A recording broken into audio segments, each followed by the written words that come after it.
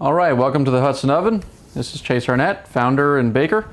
I'm going to walk you through how to use the Hudson Oven's new real sourdough starter infused bread brick. So what you're going to need is one of our bread bricks, yes of course. You're going to need a standard size loaf pan. You're going to need a pat of butter or your favorite oil of some sort, olive oil or canola oil, just to lubricate the pan so that way your dough can come out easily when it's fully baked. And you're going to need a bowl for mixing. You're going to need a towel or a cloth for covering the bowl when there's dough rising in it. You're going to need a pair of scissors for opening your bread brick, and you're going to need a measuring cup so that way you can control how much water you're adding to the mixture. All right, we're going to start by opening the bread brick. We're going to just cut the label off because that has the directions on it so we can refer to it later. And all you're going to do is open the top of the bag. So once that's open and sitting on the side, we're going to leave it there, and we're going to add our water now. We're going to take our water, we're going to measure 1.5 cups because we're making the bread dough. So just take it nice and slow. So this all has to do with hydration, and a nice, 80% hydrated dough is nicer to work with. I would keep a little bowl of water nearby for reasons I'll explain in a second. So I'm just going to actually break this flour brick up in its pack, and that's just a good start to getting it fully blended in with our water. So we're going to dump it in to the water bath and not use both hands, because as soon as you get both hands covered in dough, the golden rule is that you develop an itch on the tip of your nose. So I'm just going to focus on using my dominant hand, which is my right. Gonna sort of just start blending it in. Don't worry about splashing or losing too much. However, at the end of this process, your hand will be nicely covered in dough, and you want to get as much of that off your hand as possible. This is a recipe. Although it seems very simple, there's a certain flour quantity and a certain water quantity. So we want to keep as much of that as we can, so that way we have a nice sized loaf of bread in the end. So sort of wiping the dry bits off the edges of the bowl as you go, and it should become pretty cohesive pretty quickly. I'm pretty much about done with mixing. It was very quick. So I'm just going to wet my non-dominant hand, and when it's wet, it basically just makes it easier to pull the dough off, and it doesn't stick to that hand as bad. So just wet your fingers, try to get as much off as you can, get it in the dough and get it in the bowl, and that's pretty much what you want left. Remember, the more dough you can keep in the bowl, the bigger your loaf is going to be in the end. So now I'm just going around, and already I can feel that there's structure beginning to develop in the dough, making sure if I see any little dry bits, I just sort of break those up. And now we have a nice cohesive mass in the middle of the bowl.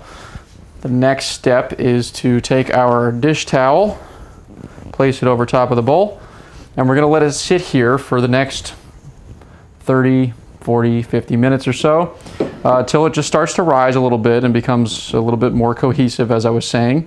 The next time you visit it, if you take note of while you were mixing, it's really shaggy. The goal here is the next time we take the towel off, we can sort of feel the development of structure. The gluten is developing, and that's through our sourdough starter that we have incorporated in the mix, as well as the yeast. So we're going to come back here in 30 minutes and check in on the dough. I'll see you then. All right, you may notice that this is a different bowl. Just don't mind that, and also the dough is a little bit shaped already.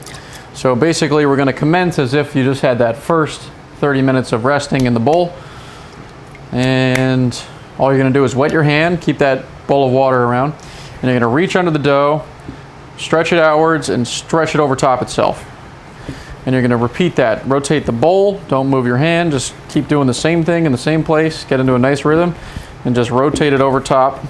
And this is developing gluten strength. We're going to use that gluten strength to get a nice rise, something that rises up and past the top of our bread loaf pan. So basically we just did that, once. We went around probably twice there.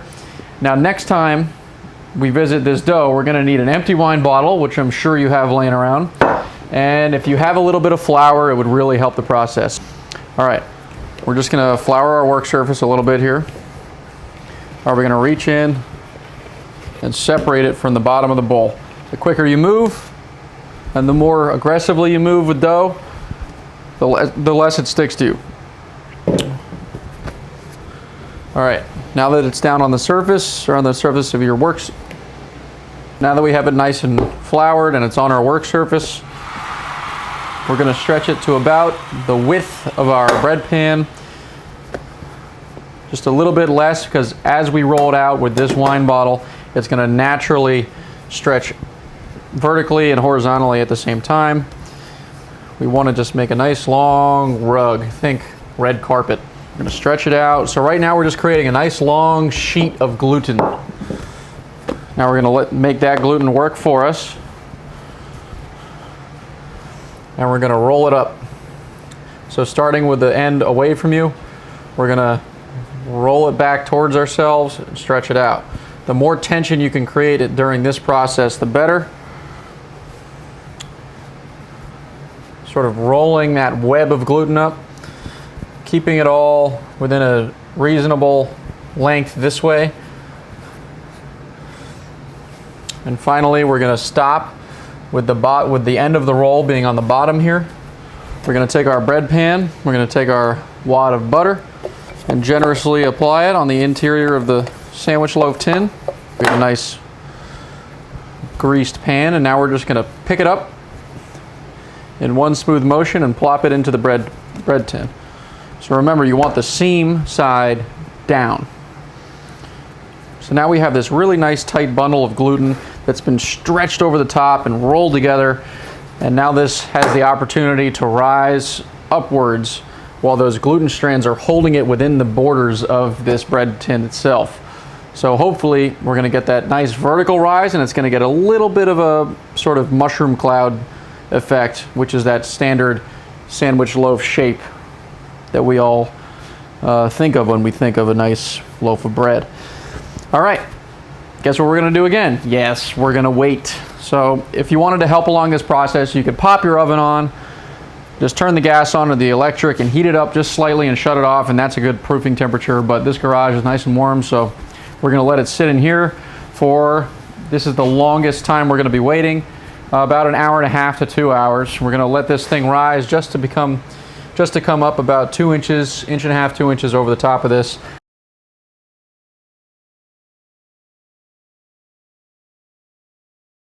Right, I'm sure most of you don't have a commercial Blodgett convection oven in your kitchen, but that's okay. I've practiced this many times in the home kitchen, and it's about 40 minutes at 380 degrees Fahrenheit. So I'm going to just place it in the center rack here.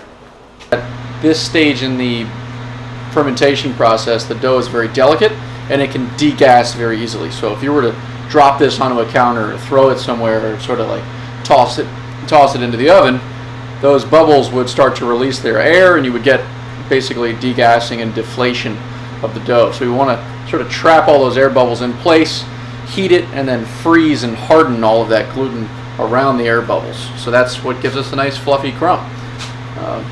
So we'll be back in about 35 minutes, and I'll check in. This one bakes a little sooner, a little quicker, but remember, 35 to 40 minutes in the home convection oven at 380 degrees Fahrenheit. All right, one little trick I'm going to do right now is about 25 minutes in. Pull the loaf out of its pan, and I'm going to set it in just bare without that, so I can crisp up that underside, the part that was inside the bread tin itself. We'll let that sit for the remaining 10 minutes.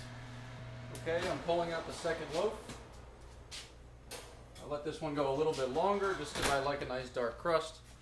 And there's your size. Nice little oven spring. Nice height. We can always do better, but this is a great start. Sound check shows and presents that it is a finished loaf of bread. So now we just need to let it cool for the next hour, just like the other one, and then we can do a little cross section, cut into them, and start to explore the flavors of sourdough and the flavors of the Maillard that we were able to achieve. All right, that sums up the process for turning a brick into bread with the Hudson oven. You know, practice makes perfect, just like anything else, so order another brick. All right, we'll see you next time, and hopefully we have some new recipes that we can start developing and get you making some other interesting types of bread. All right, this is Chase Arnett with the Hudson Oven, signing off. See you next time.